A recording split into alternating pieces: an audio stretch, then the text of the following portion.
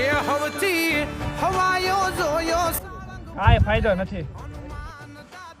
પણ તું સો કોણ તને હું ફેર પડે મારું તે અરે હવે કોઈ શાંતિથી મરવાય નથી દેતા મને. એક વાત પૂછું તને, શું છે ભાઈ તારે હવે? આ બધું કરીને ફાયદો શું?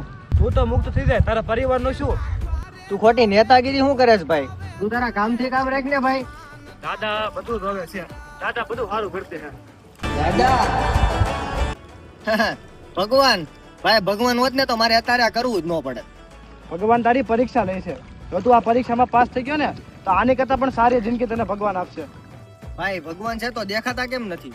હું એકલો પડી ગયો છું, તૂટી ગયો છું અંદરથી હાવ.